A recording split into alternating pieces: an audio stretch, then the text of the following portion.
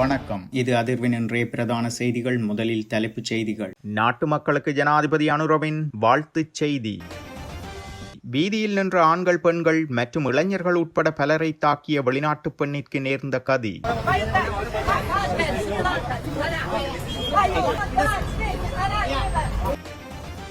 சூட்சுமமாக ஆடைக்குள் மறைத்து வைக்கப்பட்ட ஆபத்தான பொருள். பண்டார்நாயக்க விமான நிலையத்தில் உகண்டா பெண் கைது. புதையல் தோண்ட முற்பட்ட இடத்தில் விடுதலை புலிகளின் ஆயுதத்தை தேடி தோண்டும் நடவடிக்கை. பிறந்த நாள் கொண்டாட்டத்திற்காக போதகர் தலைமையில் 15 பேர் கொண்ட குழு. பெண்களுடன் காட்டுப்பகுதியில் நிறுத்தப்பட்ட வாகனம், மதபோதகர் உள்ளிட்ட 3 கைது. யாழ தேசிய பூங்காவில் சிக்கிய 2 காரணம் என்ன? யாழில் கோவில் புனரமைப்பு. இளைஞன் கொலையில் திடுக்கிடும் தகவல். போலீசாரிடம் பொய் முறைப்பாடு. 2 கோடி ரூபாய் மதிப்புள்ள அதிவேக மோட்டார் சைக்கிள் உட்பட பல பொருட்கள் பறிமுதல். சிக்கினார் உரிமையாளர். பாப்பரசரை கடுமையாக விமர்சித்த டொனால்ட் ட்ரம்ப் தன்னை இயேசுவாக சித்தரிக்கும் புகைப்படத்தை வெளியிட்ட பின் ட்ரம்பின் விமர்சனங்களுக்கு போப் லியோவின் பதிலடி. புகைப்படத்தையும் நீக்கினார் ட்ரம்ப்.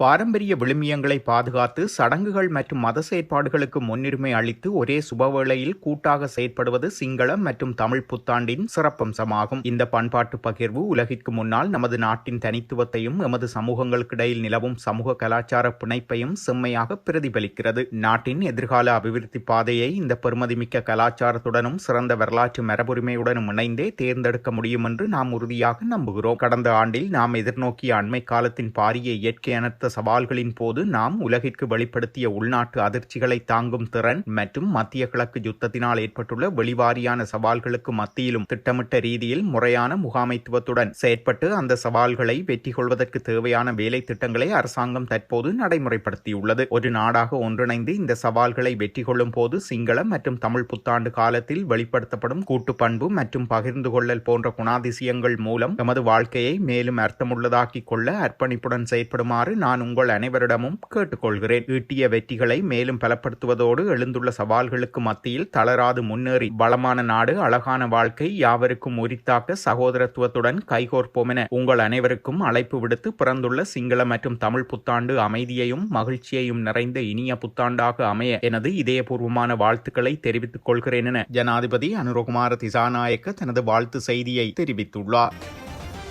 நேற்றைய தினம் இரவு மவுண்ட் லாவனியாவில் பதிவான ஒழுங்கற்ற நடத்தை சம்பவம் ஒன்றை தொடர்ந்து ஒரு வெளிநாட்டு பெண் ஒருவர் கைது செய்யப்பட்டுள்ளார். அருகில் இருந்தவர்கள் பதிவு செய்த காணொலி காட்சிகளின்படி போதையில் இருந்ததாக நம்பப்படும் அந்த பெண் ஆக்ரோஷமாக நடந்து கொண்டு அப்பகுதியில் இருந்த ஆண்கள், பெண்கள் மற்றும் இளைஞர்கள் உட்பட பலரை தாக்கியதாக கூறப்படுகிறது. அவரை கட்டுப்படுத்த முயன்ற ஒரு காவல்துறை அதிகாரியையும் அந்த பெண் தாக்கியதாக தெரிவிக்கப்படுகிறது. அருகில் இருந்தவர்கள் அத்துடன் அப்பெண்ணின் குடும்ப உறுப்பினர்கள் மற்றும் சம்பவ இடத்திற்கு வந்த காவல்துறை அதிகாரிகள் நிலைமைகளை கட்டுப்படுத்த முயன்றுள்ளனர். ஆனால் நிலைமை கட்டுக்குள் கொண்டு வருவதற்குள் சுமார் 30 நிமிடங்கள் வரை அவர் இவ்வாறு அத்துமீறி நடந்து கொண்டதாகவும் கூறப்படுகிறது. இலங்கைக்குள் கொக்கைன் கடத்த முயன்ற 47 வயதுடைய உகண்டா நாட்டு பெண் ஒருவர் பண்டார்நாயக்க சர்வதேச விமான நிலையத்தில் சுங்க அதிகாரிகளால் கைது செய்யப்பட்டுள்ளார். சுங்கத்தின் போதைப்பொருள் கட்டுப்பாட்டு பிரிவை சேர்ந்த அதிகாரிகள் நுண்ணறிவு தகவல்கள் மற்றும் அபாய மதிப்பீட்டின் அடிப்படையில் கத்தார் ஏர்வேஸ் விமானத்தின் மூலம் தோஹா வழியாக இலங்கைக்கு வந்திருந்த சந்தேக நபரை தடுத்துள்ளனர். அவரிடம் மேற்கொள்ளப்பட்ட விரிவான சோதனையில் உடையுள்ளே திறமையாக மறைத்து வைக்கப்பட்டிருந்த 21 கொக்கைன் கேப்சியூல்கள் கண்டுபிடிக்கப்பட்டுள்ளன. இவை மொத்தமாக சுமார் 274 கிராம் எடையுடையவை என்றும் அவற்றின் சந்தை மதிப்பு சுமார் 12.3 மில்லியன் ரூபாய் என மதிப்பிடப்பட்டுள்ளது. மேலும் அவர் உடலினுள் கூடுதல் போதைப்பொருள் கேப்சியூல்களை உள்ளே எடுத்திருக்கக்கூடும் என்ற சந்தேகத்தின் காரணமாக அவர் மருத்துவ கண்காணிப்பில் வைக்கப்பட்டு மேலதிக சட்ட நடவடிக்கைகள் மேற்கொள்ளப்பட்டு வருகின்றன. சந்தேக நபரும் கைப்பற்றப்பட்ட போதைப் பொருளும் மேலதிக விசாரணைக்காக போலீஸ் போதைப்பொருள் ஒழிப்பு பிரிவிற்கு ஒப்படைக்கப்பட்டுள்ளன. காத்தான்குடி போலீஸ் பிரிவில் உள்ள மண்முனை பிரதான வீதியில் ஆலயம் ஒன்றிற்கு அருகாமையில் புதையல் தோண்டிய சம்பவம் தொடர்பாக சிறுவன் ஒருவர் உட்பட 9 பேர் கைது செய்யப்பட்ட இடத்தில் விடுதலை புலிகளின் ஆயுதங்களை தேடி நீதிமன்ற அனுமதி பெற்று பலத்த பாதுகாப்பு மத்தியில் நேற்றைய தினம் திங்கட்கிழமை தோண்டும் நடவடிக்கைகள் 8 மணித்தியாலமாக முன்னெடுக்கப்பட்ட நிலையில் அங்கு எதுவும் கிடைக்காத நிலையில் அத்தோண்டும் நடவடிக்கைகள் நிறுத்தப்பட்டுள்ளது. கடந்த மார்ச் மாதம் 31ஆம் தேதி இரவு மண்முனை பிரதான வீதியில் உள்ள ஆலயம் ஒன்றிற்கு அருகாமையில் உள்ள வீடொன்றில் குழு ஒன்று புதையல் தோண்டும் தோண்டும் நடவடிக்கையில் ஈடுபட்டு வருவதாக மாவட்ட குற்ற விசாரணை பிரிவுக்கு தகவல் ஒன்று கிடைத்துள்ளது. இதனை அடுத்து சம்பவ இடத்திற்கு சென்ற போலீசார் குறித்த வீட்டின் உரிமையாளரான முதியவரான பெண் ஒருவர், மொரட்டுவ பிரதேச செயலக பிரதம கணக்காளர் மற்றும் ஓய்வு பெற்ற ராணுவ வீரர் மற்றும் மொரட்டுவ கட்டகஸ்தோட்டை இங்கிராகொட போன்ற பிரதேசங்களை சேர்ந்த 8 பேருடன் புலனர்வையை சேர்ந்த 16 வயது சிறுவன் ஒருவர் உட்பட 9 பேரை கைது செய்ததுடன் பூஜை பொருட்களை மட்டு நீதிமன்றத்தில் ஆஜர்படுத்தப்பட்டு தொடர்ந்து இது தொடர்பான விசாரணைகளை அடுத்து அங்கு விடுதலை புலிகளின் ஆயுதம் இருப்பதாக போலீசாருக்கு கிடைத்த தகவலின் அடிப்படையில் அதை தோண்டுவதற்கு கிழக்கு மாகாண சிரேஷ்ட பிரதி போலீஸ் மா அதிபர் வருண ஜெயசுந்தரவின் ஆலோசனைக்கு அமைய நேற்றைய தினம் போலீஸ் பரிசோதகர் குழு மற்றும் விசேட அதிரடிப்படையினர், தொல்லியல் திணைக்கள அதிகாரிகள், பிரதேச செயலாளர், கிராம உத்தியோகத்தர் முன்னிலையில் முன்னெடுக்கப்பட்டது. இதன்போது சிறைச்சாலையில் விளக்கமறியலில் வைக்கப்பட்டிருக்கும் வீட்டின் உரிமையாளரான முதியவரான பெண் அழைத்து வரப்பட்டு கனரக இயந்திரத்தின் மூலம் நிலத்தை தோண்டும் நடவடிக்கை காலை 10 மணிக்கு ஆரம்பிக்கப்பட்டு சுமார் 10 அடி ஆழத்திற்கு தோண்டப்பட்டு தேடுதல் நடவடிக்கை மாலை 5 மணி வரை சுமார் 8 மணித்தியாலமாக முன்னெடுக்கப்பட்ட நிலையில் எதுவும் கிடைக்காத நிலையில் தோண்டும் நடவடிக்கை நிறுத்தி முடிவுக்கு கொண்டுவரப்பட்டு தோண்டப்பட்ட பகுதியை மீண்டும் மூடியுள்ளனர்.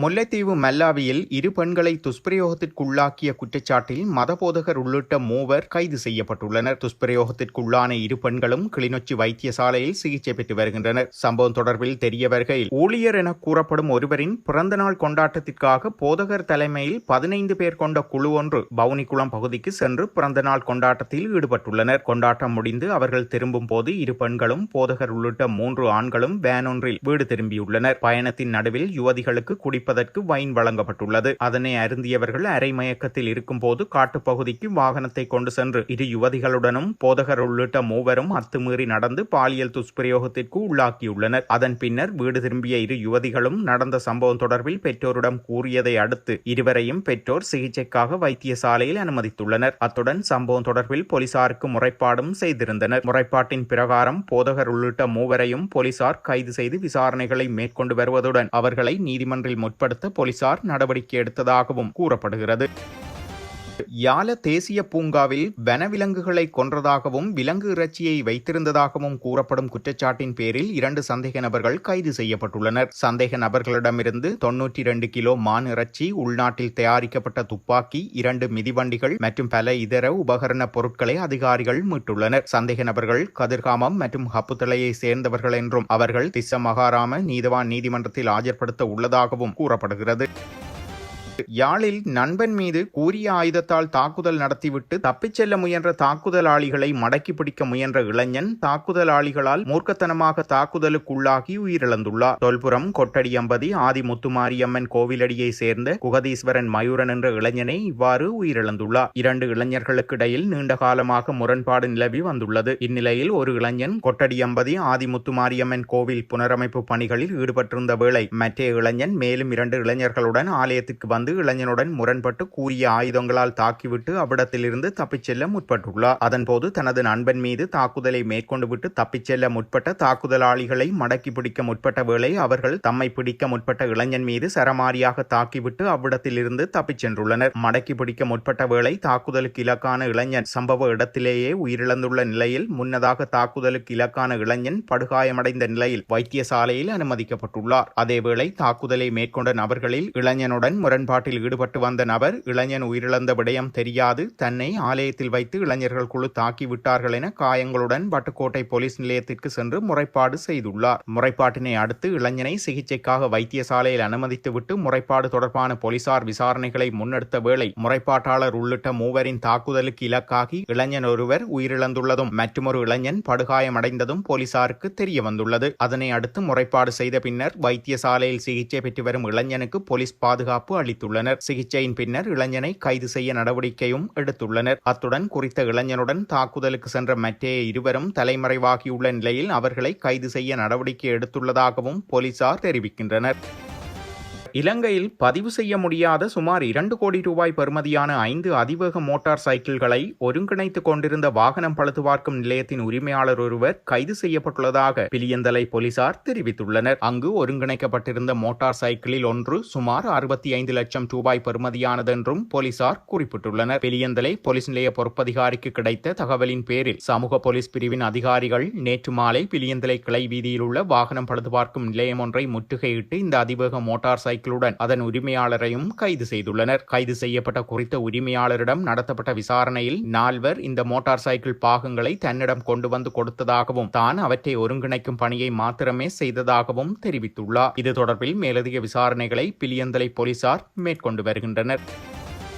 ஈரான் போர் விவகாரத்தில் வத்திக்கான் மற்றும் வெள்ளை மாளிகைக்கிடையே மோதல் முற்றியுள்ள நிலையில் அமெரிக்க ஜனாதிபதி டொனால்டு டிரம்பின் தனிப்பட்ட விமர்சனங்கள் குறித்து போப் லியோ தனது அதிரடியான பதிலை வழங்கியுள்ளார். ஜனாதிபதி டிரம்ப் தனது சமூக வலைதளத்தில் போப் லியோ குற்றங்களுக்கு எதிராக மென்மையானவர் என்றும் அவர் ஒரு தீவிர இடதுசாரி போல செயற்படுவதாகவும் சாடியிருந்தார். மேலும் போப் ஒரு அரசியல்வாதியாக இல்லாமல் போப்பாக மட்டும் இருக்க வேண்டும் என்றும் டிரம்ப் குறிப்பிட்டிருந்தார். இதுகுறித்து அல்ஜீரியா செல்லும் விமானத்தில் செய்தியாளர்கள் கேட்டபோது போப் லியோ புன்னகையுடன் அவர் கருத்து தெரிவித்த அந்த தளத்தின் பெயரே முரணாக உள்ளது, அதற்கு மேல் நான் எதுவும் சொல்ல தேவையில்லை என்று கிண்டலாக பதிலளித்துள்ளார். டிரம்ப் நிர்வாகத்திற்கோ அல்லது சுவிசேஷத்தின் செய்தியை உரக்க சொல்வதற்கோ நான் பயப்படவில்லை, அதுவே எனது பணி என்று போப் திட்டவட்டமாக கூறியுள்ளார். தான் ஒரு அரசியல்வாதி அல்ல என்றும் ஜனாதிபதி டிரம்புடன் தனிப்பட்ட விவாதத்தில் ஈடுபட தான் விரும்பவில்லை என்றும் அவர் தெரிவித்துள்ளார். சுவிசேஷத்தின் செய்தி சிலரால் தவறாக பயன்படுத்தப்படுவதாகவும் அவர் கவலை வெளியிட்டுள்ளார். உலகின் இன்று பல அப்பாவி மக்கள் கொல்லப்படுகிறார்கள், பலர் துன்பப்படுகிறார்கள். அமைதிக்கும் பேச்சுவார்த்தைக்கும் ஒரு சிறந்த வழி இருக்கிறது என்பதை யாராவது ஒருவர் உரக்கச் சொல்லித்தான் ஆக வேண்டும் என்றும் அவர் தனது பயணத்தின் நோக்கத்தை விளக்கியுள்ளார். இதேவேளை அமெரிக்க அதிபர் டொனால்டு டிரம்பை கிறிஸ்துவை போன்ற உருவத்தில் சித்தரிக்கும் ஒரு புகைப்படம் அரசியல் வட்டாரங்கள் முழுவதிலும் இருந்து கடும் கண்டன அலைகளை ஏற்படுத்தியதை தொடர்ந்து அவரது ட்ரூத் சோசியல் கணக்கு அந்த புகைப்படத்தை நீக்கியமையும் குறிப்பிடத்தக்கது. இத்துடன் செய்திகள் நிறைவடைகின்றன. மறக்காமல் அதிர்வு சேனலை லைக் மற்றும் சப்ஸ்கிரைப் செய்து கொள்ளுங்கள்.